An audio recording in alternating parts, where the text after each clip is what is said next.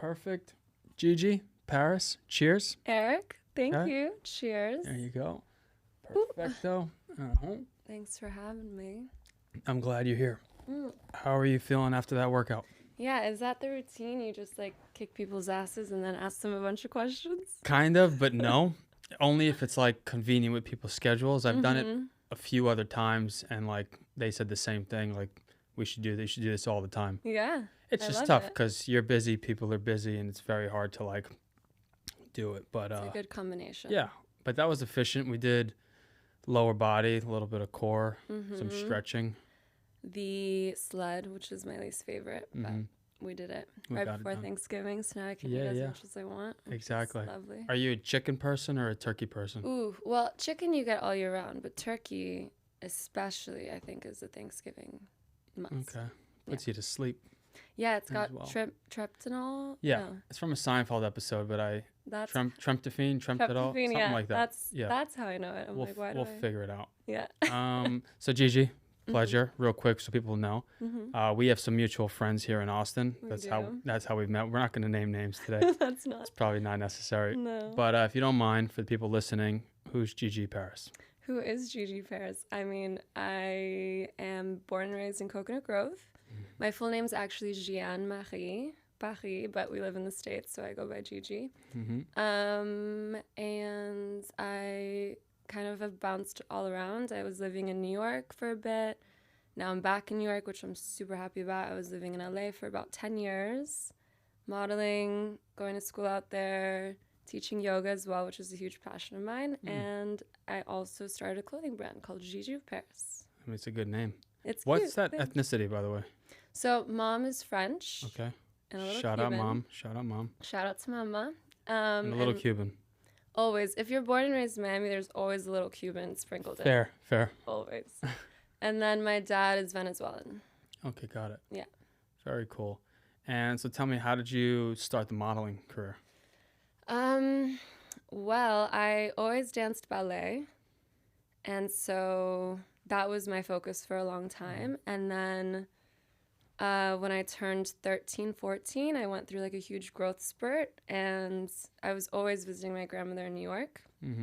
So I guess, I don't know, I never even thought about modeling ever. I was very focused in school and friends and ballet. That was my whole life. And then when I was visiting her in New York, she was the coolest, would take me to all the art galleries, would take me to all like the cool like happening places in the meatpacking.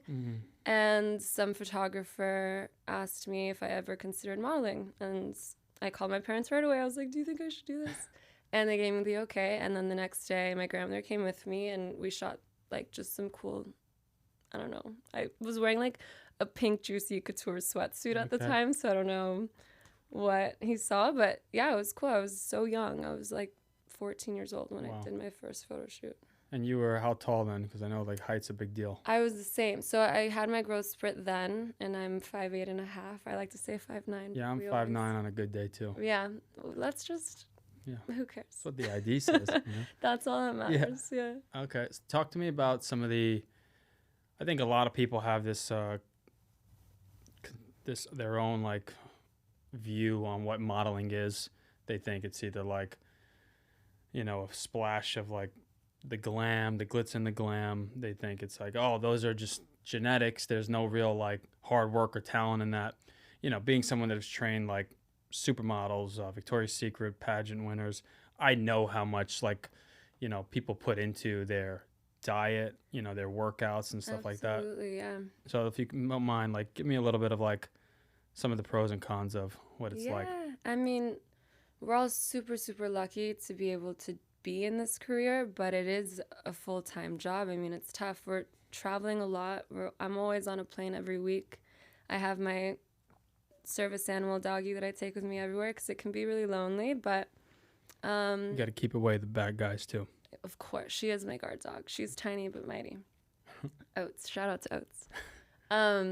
But it's tough. I mean, you have to be on time, be a professional, travel around the world, which is a blessing. I love to see as many different countries as possible, meet a ton of new people, stay fit or stay in, you know, whatever shape that works best for you. And yeah, I imagine you have to have some pretty thick skin too, because not everybody is just getting absolutely all the doors open. No, yeah, that was a big thing that I've learned throughout my 20s was I'm definitely more of I respond well to positive reinforcement. So when you're in a career that sometimes you receive negative reinforcement, you really have to figure out, okay, how can I flip this around and make this a positive? So that's been a big one. Do you have any kind of like behind the curtain stories that are like, how do you deal with like that rejection? I'm sure it happens, right? You're working hard on a call or a gig, and then they pick someone else. Yeah, so the funny thing about modeling, your agents, for the most part, tell you when you're on option, right? What does that mean? Like, every week you have options for jobs, but before they're confirmed. So let's say, like, next week I have 2 options, and I don't really find out until the end of this week until those options are confirmed. I see. So everything's super last minute, super spontaneous, and then you get your heart set, like, oh my God, if I got this job, this could change my career. Or, you know, you try not to put all your eggs in that basket, because if you don't get it, then it's a huge loss. But yeah. How do you go about, because like you said, it's kind of lonely. You're on a plane all the time, except when you have Odie, right? Oats. Yeah. Oatsy. I would imagine though, like in the castings and stuff, you end up making some friends. Yeah. It's also a super competitive environment. But talk to me like about that. How is that making friends, but also knowing like you're hoping to get picked over this person? Yeah, it's tough. I mean, I am not much of a competitive person, I don't think. In sports, I am for sure. But in modeling, I love all my girlfriends that a lot of my girlfriends are models as well, and they're family to me. If they win, I feel like I'm winning as well, you know? But yeah, I mean, it can get a little dicey sometimes, but I think as I've grown up, I mean, I've been doing this for half my life now. So as I've grown up, I realize, like, you know, what's meant for me will be. And I can't really fight that. I always just, like, let go. Because the more I kind of let that bother me, then, I mean, it's not much I can change. I can just do my best. Got it. And root on for others. Sure. I think most winners have that mentality, but also kind people too, you know. I think if you don't have humility at the top, like you're just full of shit. Yeah. So another reason I wanted to start this podcast is like I have access to some really cool people that are kind of at the pinnacle of their craft. You know, from the outside in, it looks like you've reached that mountaintop. Talk to me about like, what does that mountaintop look like for, you know, the modeling career? Are you there? What's it like since you've been there, and what's kind of that next step? I think most people can say they can always do better and always reach the next level. I'm so content with the level I'm at now, and I've been very happy with my career for the past few years. But there's always an extra step that I think I can reach. But I think it's funny, there's such a misconception that your peak as a model is 18, 20. Because usually that's when girls are scouted. That's, you know, like fresh faces. But growing up in this career, I've realized the older I get, the more confident I am as a woman. And I think that the customers that are looking at us on these magazines or editorials or campaigns, they want to respond to that confidence. They see themselves in that woman that's in the photos rather than, you know, the younger girl that's gorgeous, of course. But I think there's definitely more in the career as we get older. I've definitely reached the most confidence and secure I've ever been in my whole life. I love that. Yeah. So I'm curious, because like I don't know what was it like for you book a gig or a campaign 10 years ago, and what was that dollar amount like? What, you know, I'm born and raised in New York, so I've trained and I have friends that are models, and some of them have the 4 to 5, 6 roommates, because out of the gate you're grinding and trying. And a lot of people are coming from, you know, abroad or whatever. What's that like early days? What do those kind of gigs look like, and what are they at now, if you don't mind sharing? I think back in the day, I mean, I was shocked when I got my first paycheck. I couldn't believe it. I'm like, wait a second, like a day rate is this? It's insane. And And I started when I was in high school, so I saved up every single check I ever received, put that in the bank, didn't touch it, maybe like a little bit, but not until I was on my own, and I was basically financially independent since the time I was 18. Got it. So that's the real blessing in it, is like if you can save up and figure out how to monetize this, it can be a huge thing. But then again, you go to, I mean, there's so many different markets you can go to. So for example, I went to London for about a month, stayed in the model apartment, barely hot water, like nasty ass kitchen. Like you do not want to see what that fridge looked like. And everyone was on the same playing field, which was cool. But definitely would not want to relive those days ever again. Got it. Yeah. Are you still passionate about it? I am. I love it. I feel most comfortable on a set with like-minded creatives who want to make something special. I have recently been doing more artistic work, which I love. Like if a photographer wants to do some interesting shot that he's never done before, I'm so game to do that. Whether there's a dollar sign behind it or not, like I just want to make some, like, just be a part of the creative process. Yeah. Something memorable, something special. To me, I get a lot of excitement through that. So speaking of the creative side, how did the clothing brand start? Yeah, so the clothing brand started in 2020 when I couldn't work as a model for a few months. And I have always loved fashion. I loved being on the creative side of things as well. So I don't know. I thought when things slowed down, it was a really important time to look within and see, okay, what brings you joy? What else can we do? I tried to see the positive in that because for so long I was very comfortable working as a model, but that's not going to last forever. Sure. So I thought of next steps, and Gigi was born because I am obsessed with silks. Whenever I travel, I realize I always collect kimonos or lounge pants or just comfortable things. So I started making these like everyday loungewear, resort wear pieces, and unisex as well, because I was finding comfort in like oversized men's clothing. Yeah. And yeah, little by little, it all kind of clicked, and that's my passion project on the side. Sure. Is it available now anywhere? It is. There's a website. I've kind of put it on hiatus for a bit because since I moved from LA to New York, I had to change manufacturers and I wanted it to be more East Coast based. So now I'm kind of like trying to figure that out. But we have pop-up shops all the time, and it's really fun. I love making one-of-a-kind pieces. So. Do you have any mentors in the space that have been helpful? I have, yeah. I mean, I ask a lot of questions because I had no idea how to build a brand from scratch. So anyone I know who has a brand or anyone I know that's done this before, I just try to pick their brain and figure it out. Sure.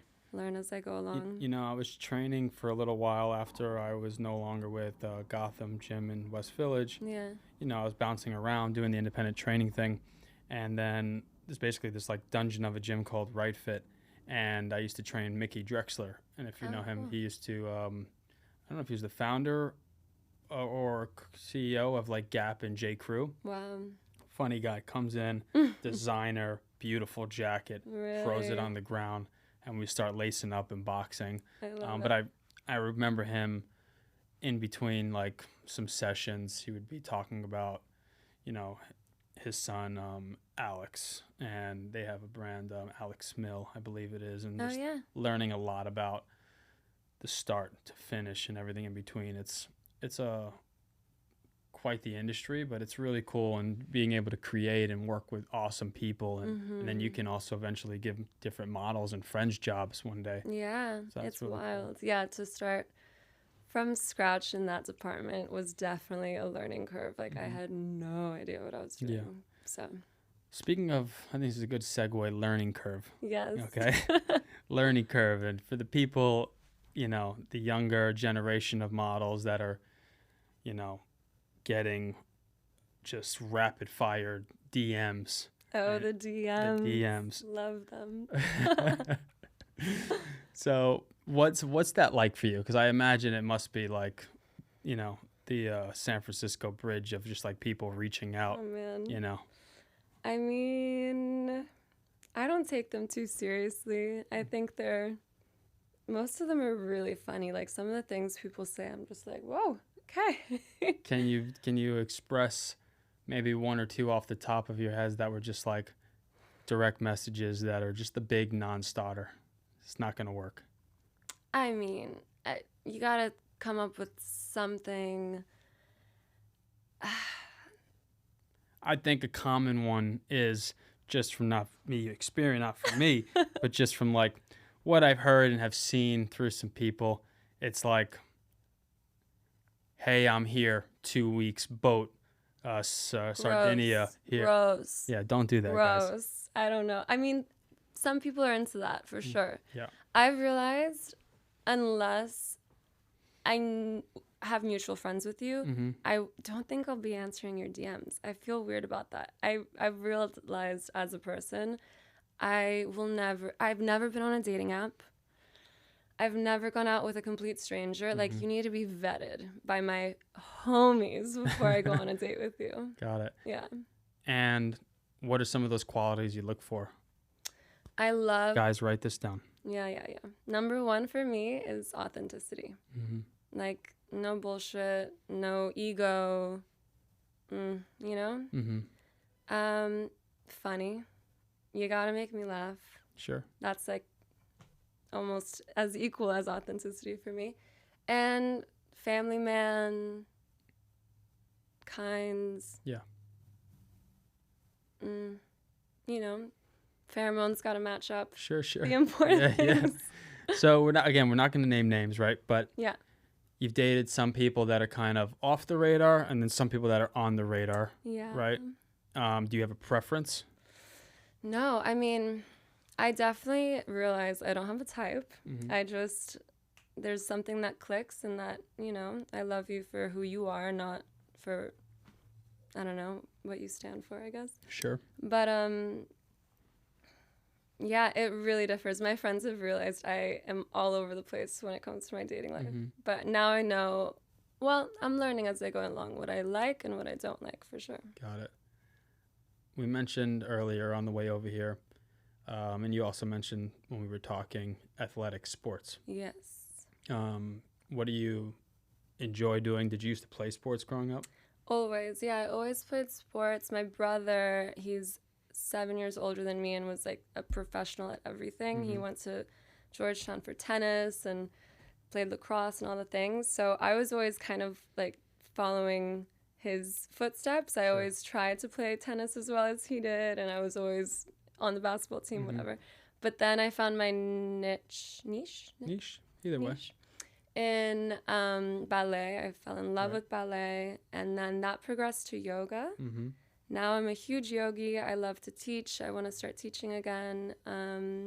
And I'm obsessed with like anything racket sport related and volleyball. I'm kind of all over the place. Perfect. But I've become addicted to endorphins.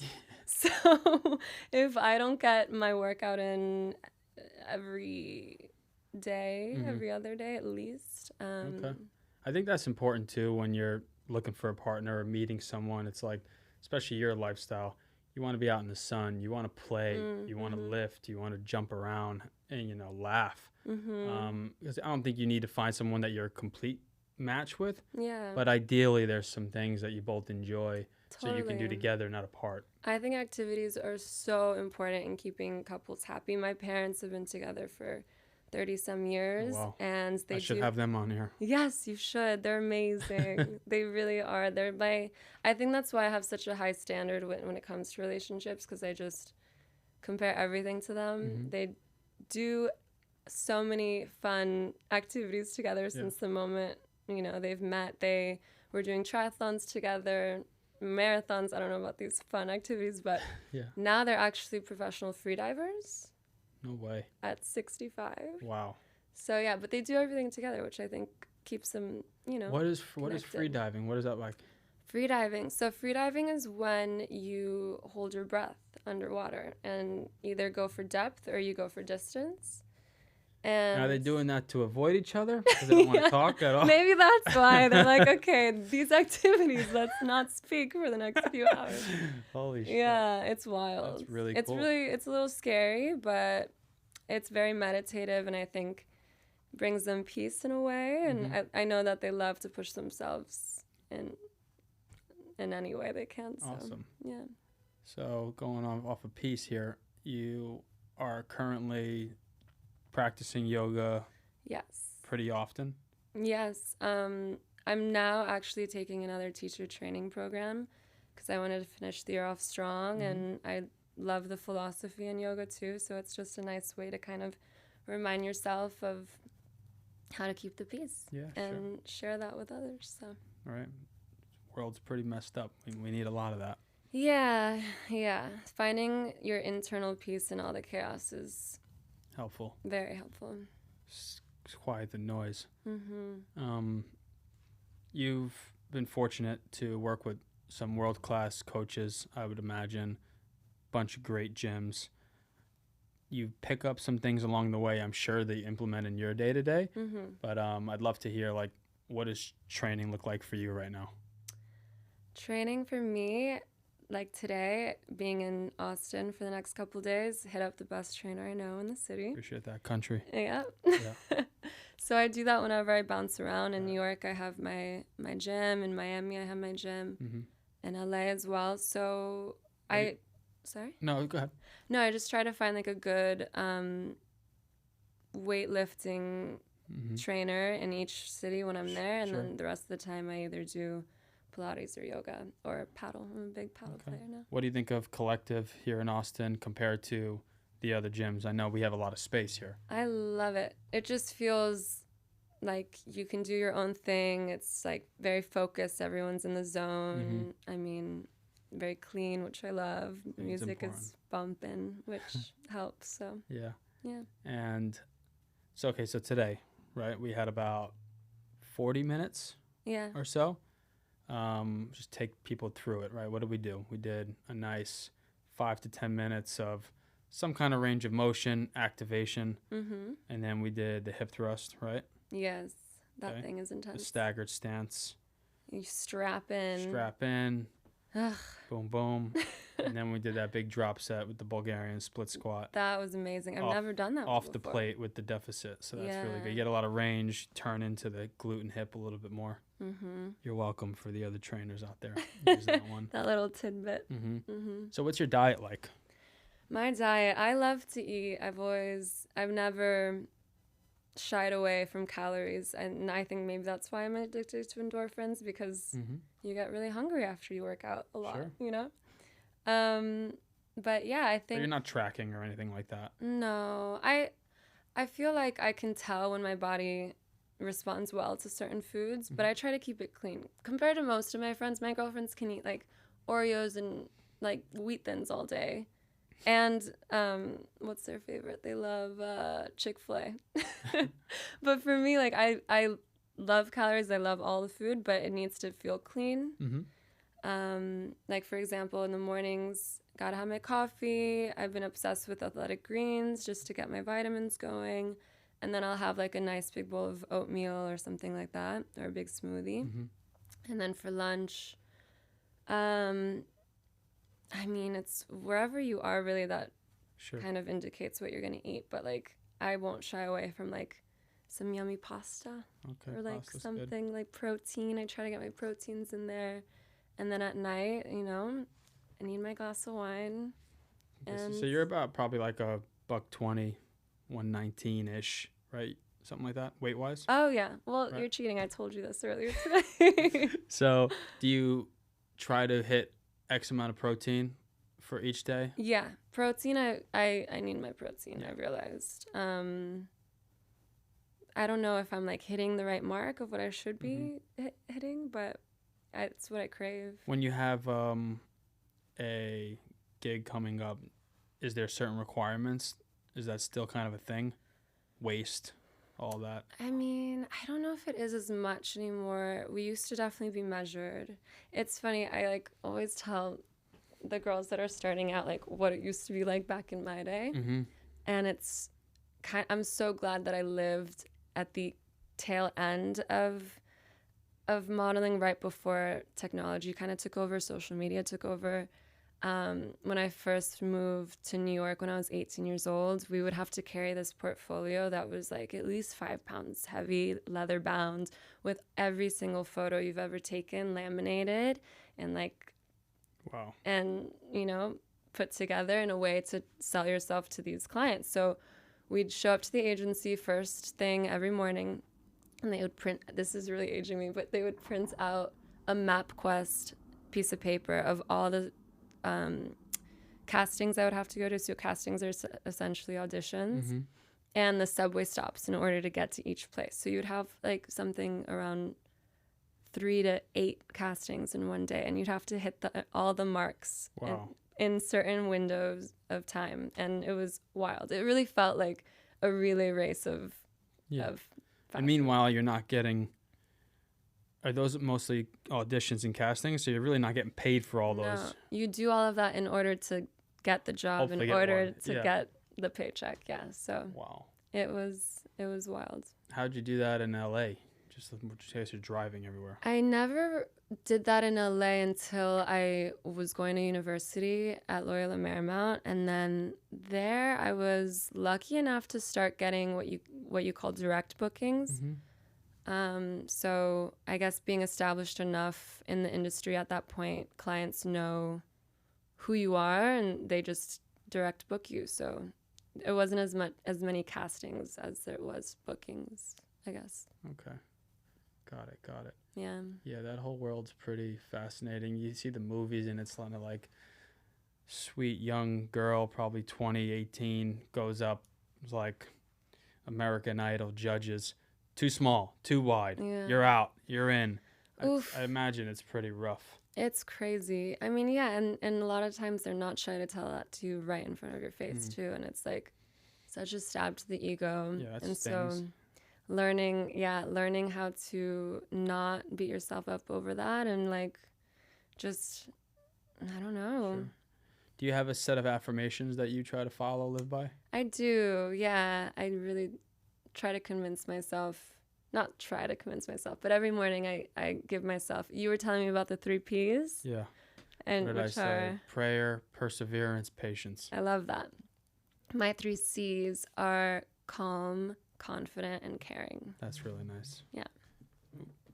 Sorry, buddy. Okay. Calm, confident, caring. Yeah, because I think for me, I like to come into any situation with calm energy. Mm-hmm. When I want to turn it up, I can. But Yeah. I think coming in as a calm homeostasis is helpful for most places. Yeah, for sure. Confidence, I think, is super important as a young woman to have, and to hopefully inspire other women to have as well. And caring, super important. You got to care for others. Yeah. Yeah.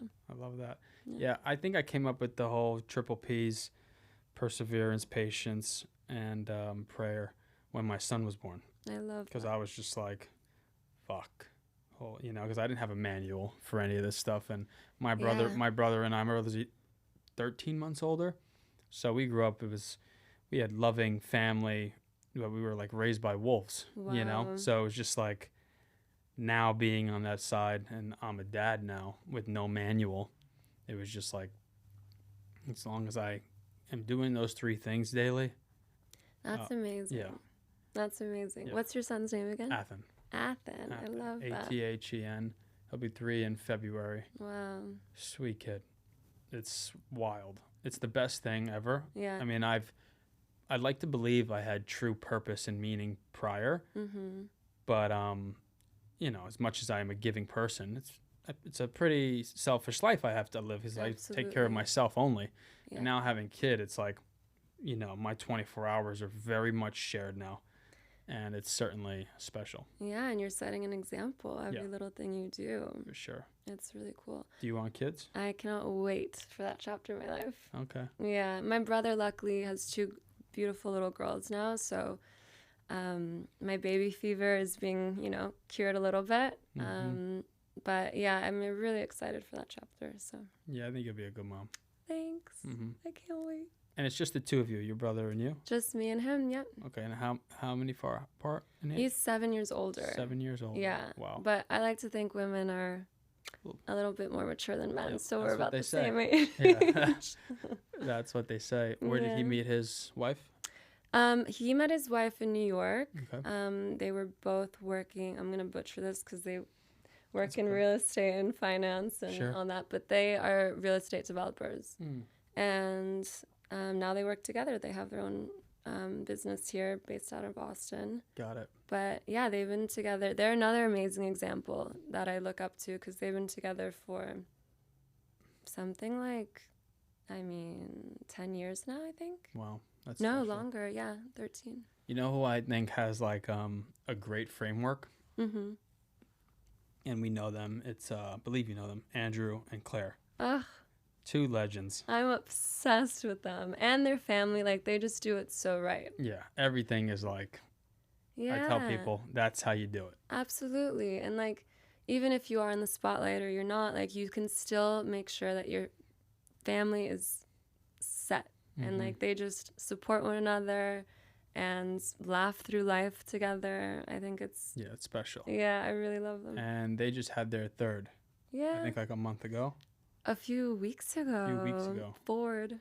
Ford. Yeah. Shout out Ford. I love it. Yeah. I Yeah. haven't met him yet.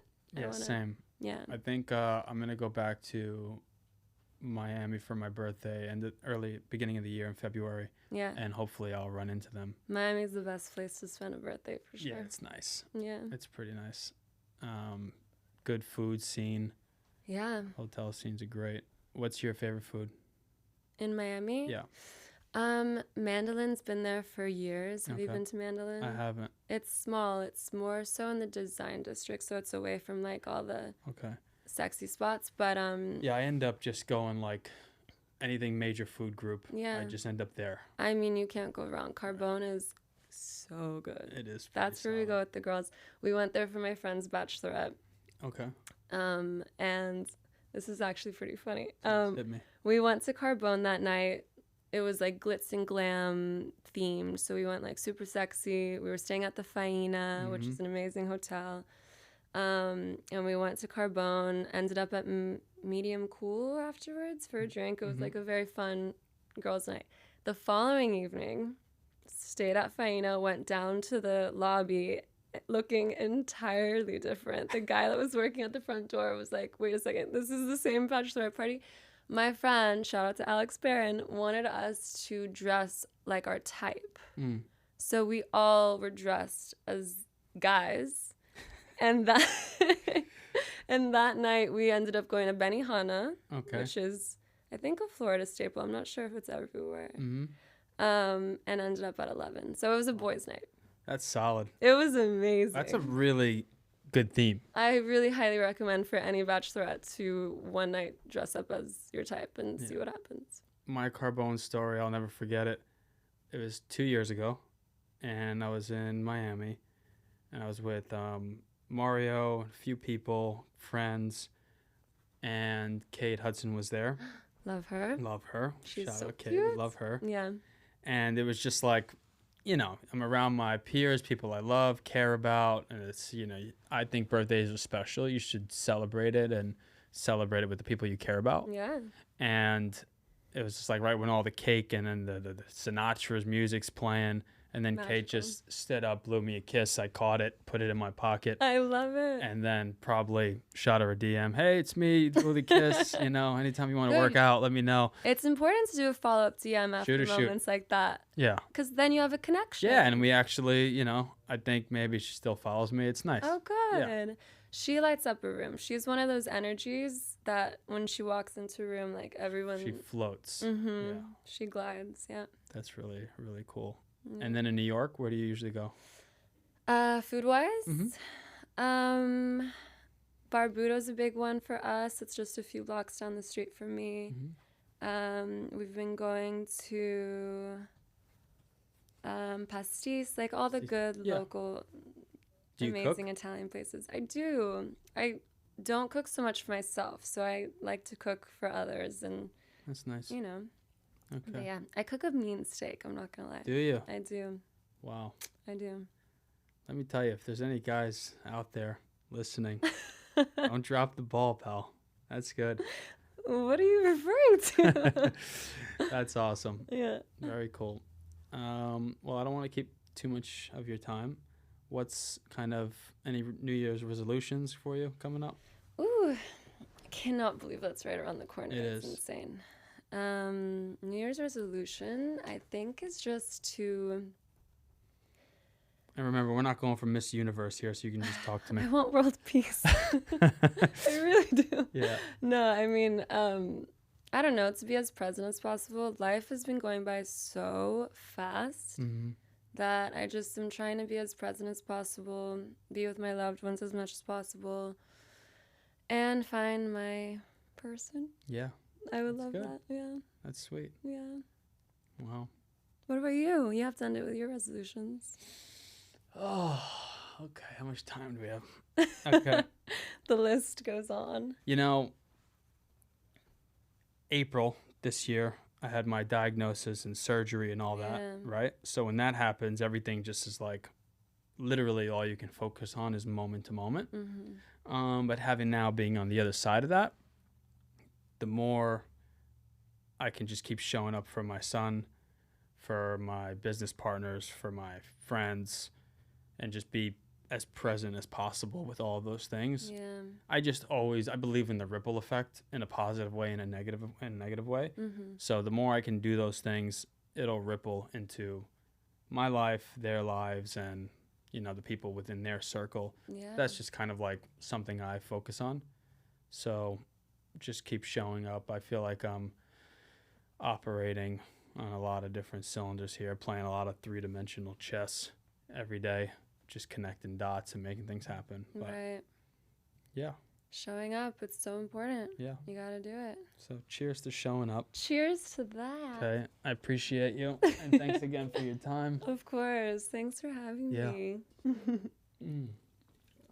So now, big deal here. We got to click this button twice, Okay. and I think it's done.